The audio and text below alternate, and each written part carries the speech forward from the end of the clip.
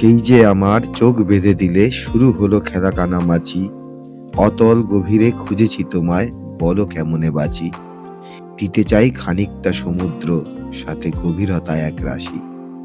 উজ্জ্বল মিত্রের লেখা এই লাইনগুলো দিয়েই আজকের ভ্রমণের গল্প শুরু করছি। আজ আপনাদের নিয়ে যাব এক নির্জন সমুদ্র সৈকতে, যেখানে এখনো সৈকত ঝিনুকে সাদা হয়ে থাকে। ঘন গভীর ঝাউয়ের জঙ্গল যেন পাঁচিলের মতো ঘিরেছে সমগ্র সৈকতকে, মানব চক্ষের আড়ালে রাখার জন্যে। পাখির ডাক, সমুদ্রের মায়াবী গর্জন, এখানকার নির্জনতা আর অপূর্ব প্রাকৃতিক সৌন্দর্য আপনাকে ঘিরে এক মায়াবী পরিবেশ তৈরি করে চলে অবিরাম। ঝাঁকে ঝাঁকে লাল কাঁকড়ার বাস এখানে, তাদের রঙে লাল হয়ে ওঠে সোনালী বালুকা প্রান্তর। ভাটার টান এখানে ভেজা মরুভূমির সৃষ্টি করে। সমুদ্র চলে যায় বহু দূরে। লাল টকটকে সূর্যদেবের উদয় হোক বা অস্ত, দুটোই মুগ্ধ করেছিল আমায়। এখানে বোটে চড়ে চলে যেতে পারেন বিশিষ্ট বিপ্লবী বাঘা যতীনের জঙ্গলে, যেতে পারেন সম্পূর্ণ জনমানবহীন নামহীন লাল কাঁকড়াদের দ্বীপে। তাই এই আইল্যান্ডের নাম আমি আজ থেকে দিলাম রেড ক্র্যাব আইল্যান্ড। থাকা ও খাওয়ার জন্য অ্যাডভেঞ্চার ক্যাম্প রিসর্টগুলো আপনাদের স্বাগত জানাচ্ছে এখানে আসার জন্য। আজ আপনাদের নিয়ে এসেছি উড়িষ্যার দুবলাগুড়ি সমুদ্র সৈকতে। এখানে পৌঁছাবেন কিভাবে? যদি সড়ক পথে যান তাহলে কলকাতা থেকে NH-16 ধরে কোলাঘাট, খড়গপুর হয়ে দুবলাগুড়ি 245 কিলোমিটার রাস্তা। সময় লাগবে 5 থেকে 5.5 ঘন্টা মতো। আর আমাদের মতো যদি ট্রেনে চড়ে যেতে চান তাহলে বন্দে ভারত সহ প্রচুর ট্রেন চলে এই লাইনে। কিছু ট্রেনের ডিটেলস আমি স্ক্রিনে দিয়ে দিলাম। দুবলাগুড়ি যেতে আপনাদের নামতে হবে বালাসোর স্টেশনে। হাওড়া থেকে ট্রেন ধরুন আর 3 ঘন্টার মধ্যে পৌঁছে যান বালাসোর। খরচা আপনার সাধ্য মতো। 140 টাকা থেকে 2S এর টিকিট ভাড়া শুরু হচ্ছে। বাকি কিছু ট্রেনের টিকিট মূল্য আমি স্ক্রিনে দিয়ে দিলাম। বালাসোর স্টেশন পৌঁছে 1 নম্বর প্ল্যাটফর্ম থেকে বাইরে এসে একটা অটো ধরুন ক্যাম্পে যাওয়ার জন্য, অথবা আগে থেকে ক্যাম্পে জানিয়ে রাখুন, ওরা অটো বা গাড়ি যা চাইবেন পাঠিয়ে দেবে। বালাসোর স্টেশন থেকে দুবলাগিরি পৌঁছাতে সময় লাগবে 1.5 ঘন্টা মতো। রাস্তা ভীষণ সুন্দর। ভাড়া পড়বে অটোতে 700 টাকা আর গাড়িতে 1000 থেকে 1200 টাকা। দরদাম অবশ্যই করে নেবেন। সকাল হলো পাখিদের কোলাহল আর সমুদ্রের শব্দে।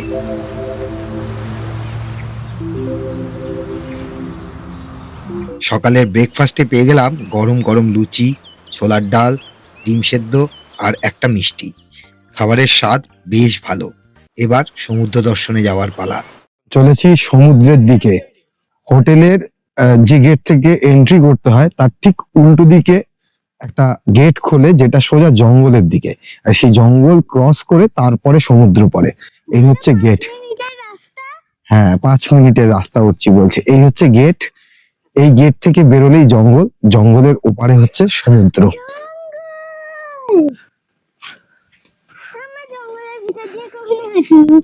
এই দেখো।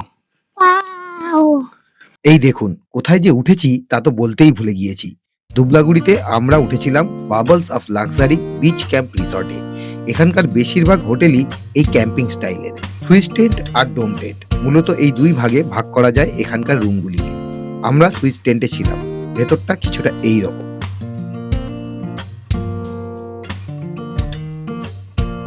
ওয়াশরুম বেশ ভালো, বড়সড় আর গিজার আছে। ডোম টেন্টের ক্ষেত্রে আপনাদের কমন টয়লেট ব্যবহার করতে হবে। বড়সড় জায়গার উপরে বাবলস অফ লাক্সারি বেশ ভালো ঠিকানা এখানে থাকার জন্য। ভাড়া 1300 থেকে 2500 টাকা প্রতিজন প্রতিদিন, ইনক্লুডিং অল মিলস। আমাদের দীঘায় ঝাউবন ছিল, কিন্তু আজ সব অতীত। এখানকার ঝাউবনখানা বেশ গভীর আর জায়গাটা ফাঁকা হওয়াতে বেশ ছমছমে লাগে দিনের বেলাতেও। বাংলা গল্পের হরর প্লটের মতোই ফিল দেয়। তবে জঙ্গলটা অসাধারণ। উঁচু উঁচু ঝাউয়ের গাছ, গাছের ফাঁক দিয়ে সূর্যের আলো জায়গায় জায়গায় মাটিতে এসে পড়েছে, তৈরি করেছে এক অদ্ভুত রৌদ্র ছায়াময় পরিবেশ। আজ 7ই ডিসেম্বর। শীতের আবেশে হালকা কুয়াশার পরদ আছে এখানে। অজস্র পাখির ডাক, ঝরে পড়া পাতার শব্দ আর মানবিক নীরবতা এক মায়াবী পরিবেশ তৈরি করে রাখে এখানে সব সময়। এই জঙ্গলের ভেতর দিয়ে হেঁটে যাওয়ার অভিজ্ঞতাও দুর্দান্ত। এই জঙ্গলের ভেতর দিয়ে চলেছি এখন সমুদ্রের দিকে। সমুদ্রের কিন্তু গর্জন শুনতে পাচ্ছি অল্প অল্প। সমুদ্র এখানে বিশেষ উত্তাল নয়, একটু শান্ত, কিন্তু এই পরিবেশটা অসাধারণ। এই দেখুন সামনের পরিবেশ। অসাধারণ সুন্দর এই ঝাউবনটা। ভীষণ সুন্দর। এই যে এখান থেকে এরকম রাস্তা, এখানে নতুন নতুন ঝাউবন লাগিয়েছে মনে হচ্ছে। হ্যাঁ এই ঝাউ গাছগুলো নতুন লাগিয়েছে।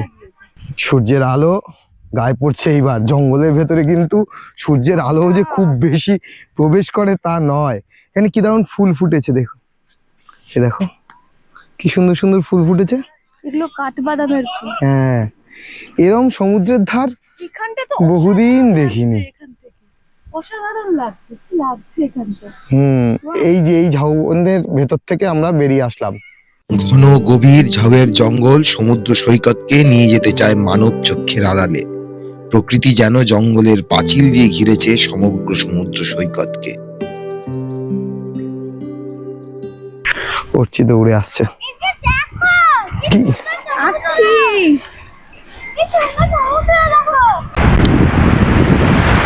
হ্যালো ফ্রেন্ডস, মিস ডিসকভারির আর একটা সম্পূর্ণ নতুন ভিডিওতে আপনাদের সবাইকে অনেক অনেক স্বাগত। অনেক হলো দীঘা, পুরী, বকখালি, এবার চলুন ঘুরে আসি দুবলাগিরি। এই দুবলাগিরির গল্প নিয়ে আমি আপনাদের সামনে হাজির হয়েছি এই ভিডিওতে। কলকাতা থেকে মাত্র 300 কিলোমিটার দূরে, দীঘা পুরীর থেকে তুলনামূলক নির্জন, শান্ত একটা দারুণ পরিবেশ। আপনি আপনার পরিবার, আত্মীয় স্বজন অথবা প্রিয়জনের সাথে দুর্দান্ত সময় কাটাতে পারবেন এই বিচে। সেই সমস্ত গল্প নিয়ে আজকের এই ভিডিও, দুবলাগিরির গল্প। দুবলাগিরি সমুদ্র সৈকত।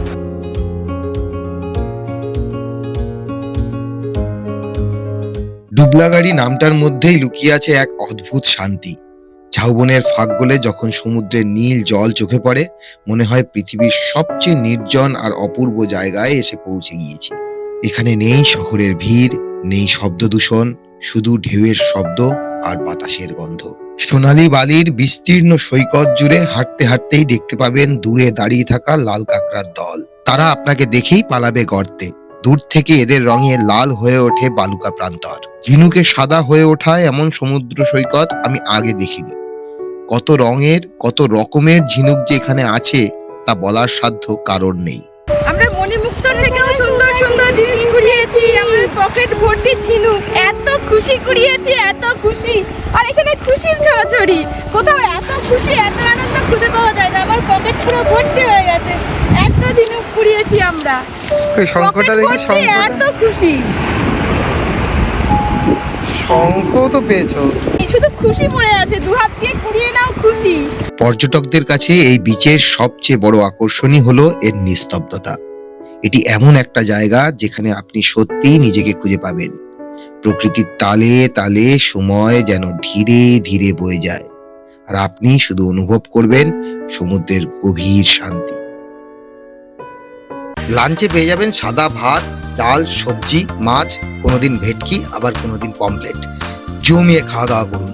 খাওয়া দাওয়ার শেষে এমন কাজু গাছের নিচে দোল খেতে খেতে উল্টে নিতে পারেন আপনার প্রিয় লেখকের বইয়ের পাতা, অথবা ঢু মেরে আসতে পারেন গপ্পমীরের ঠেকে। সন্ধ্যা এখানে অন্য রূপে আসে। সেই নীল জলরাশি কোথায়? সেই জায়গায় ভেজা বিস্তীর্ণ মরুভূমি রয়েছে। সমুদ্র চলে গিয়েছে বহু দূরে। পাখির দল সেই ভেজা মরুভূমি থেকে ঝিনুক, মাছ, পোকা খুঁটে খাচ্ছে। বিশ্বাসই হয় না যে কিছুক্ষণ আগেও নীল জলরাশি অবিরাম আছড়ে পড়ছিল এপারে। সূর্যাস্তের লাল রঙে লাল হয়ে উঠেছে চারিদিক।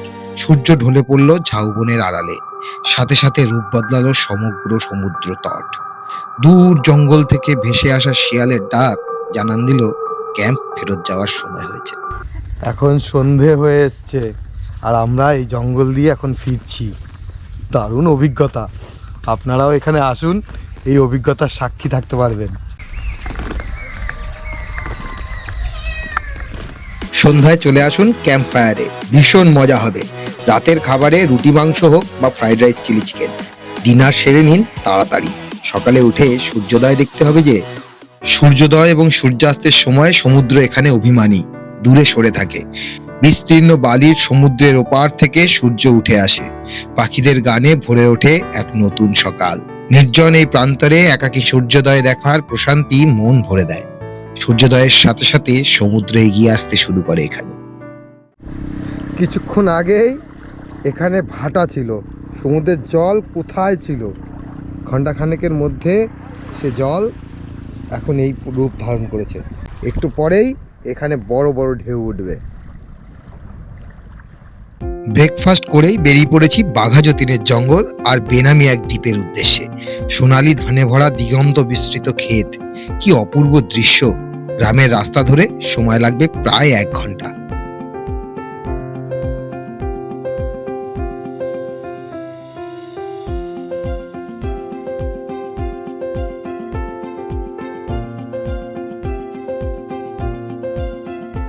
এই বোট রাইডের খরচা জনপ্রতি 400 টাকা, প্রায় 2 ঘন্টার সফর।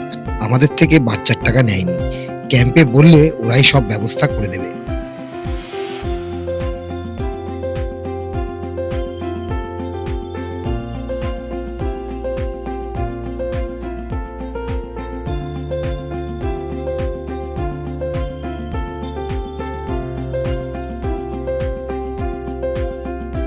দুবলাগাড়ি সমুদ্র সৈকতের খুব কাছেই অবস্থিত বাঘা যতীন ফরেস্ট একটি শান্ত সবুজে ঘেরা উপকূলীয় বনাঞ্চল।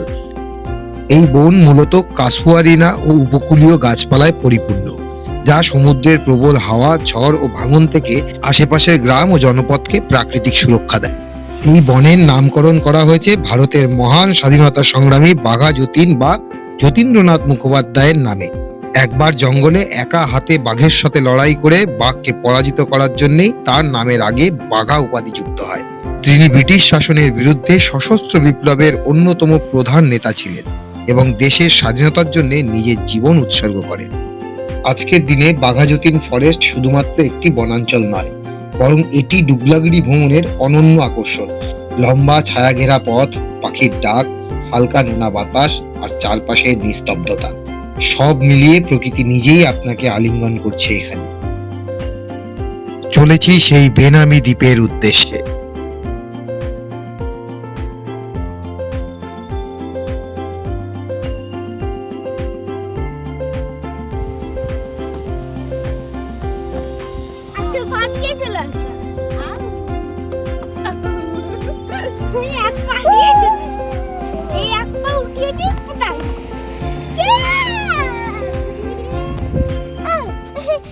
এখনো যে পৃথিবীতে এরকম কোনো দ্বীপ আছে যেখানে কোনো মানুষ বসবাস করে না, এবং সেটা আমাদের হাতের কাছে, এতটা কাছে।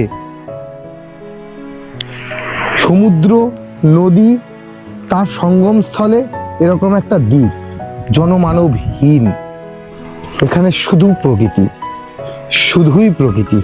প্রত্যেকটা জিনিস মনে হচ্ছে যেন আমি ছবি তুলে রাখি, ভিডিও করে রাখি, কিন্তু সবকিছু ক্যামেরায় ধরে রাখা যায় না। যা আপনি নিজের চোখে দেখবেন তা কি আর ক্যামেরায় বন্দি করা যায়? সবকিছু হয়তো যায় না। মানে একটু কেমন ইমোশনাল হয়ে পড়েছে এই জায়গাটায় এসে, যে আমি কখনো ভাবিনি যে আমার বাড়ির থেকে এত কাছে এরকম একটা জায়গা আছে যেখানে কোনো মানুষ নেই। সমুদ্রের শব্দ কানে ভাসছে, পাখিরা ডাকছে, চারিদিকে কাঁকড়া আর নির্ভেজাল প্রকৃতি। আহা, কি সুন্দর।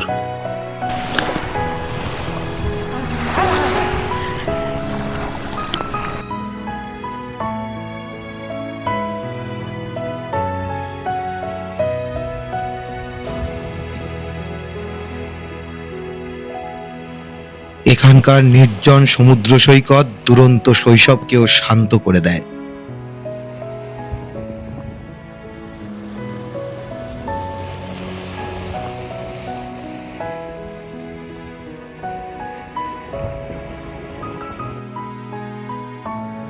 এই নাম না পড়া আইল্যান্ডের আমি আজকে থেকে নাম দিলাম রেড ক্র্যাব আইল্যান্ড। এই যে বালির চরে যা গর্ত দেখছেন, এগুলো সব লাল কাঁকড়ার গর্ত। আর এই যে ছোট্ট একটা জলাশয়, মানে নদী থেকে জল এখানে ঢুকেছে, ছোট্ট একটা জলাশয়, এর পাড়ে ভর্তি লাল কাঁকড়া। আমি এখানটায় এসছি বলে ওরা একটু ঢুকে গিয়েছে, এই দূরে দেখতে পাবেন। এই যে লাল লাল স্পটগুলো, এগুলো সব লাল কাঁকড়া, সব লাল কাঁকড়া। দুবলাগিরির এই রঙিন সূর্যাস্তের সঙ্গে সঙ্গে শেষ হচ্ছে আমাদের সুন্দর ছুটির দিনগুলো। এখানে আমরা কাটালাম দারুণ কিছু মুহূর্ত, ভরপুর শান্তি আর প্রকৃতির ভালোবাসায়। সত্যি কথা বলতে কি, বাড়ি ফেরা মানেই একটু কষ্ট, একটু না বলা বেদনা। এই সমুদ্র সৈকত, ঝাউয়ের জঙ্গল আর ঢেউয়ের ডাক সবকিছুই মনে থেকে যাবে আজীবন। প্রকৃতির কোলে কাটানো এই সময়গুলো আমাদের মনে গেঁথে রইল। ডোবলাগিরি শুধু একটা জায়গা নয়, এটা একটা অনুভূতি যা বারবার ফিরে যেতে ডাকবে। যাওয়ার আগে অনুরোধ, ভিডিওটা ভালো লাগলে একটা লাইক করে সকলের সাথে শেয়ার করে দেবেন। আর আপনার একটি মূল্যবান কমেন্ট করতে ভুলবেন না, সেটাই আমাদের সবচেয়ে বড় প্রেরণা। দেখা হবে খুব তাড়াতাড়ি নতুন এক গল্প নিয়ে। ততদিন ভালো থাকবেন। নমস্কার। আপনারা দেখছিলেন নীলস ডিসকভারি।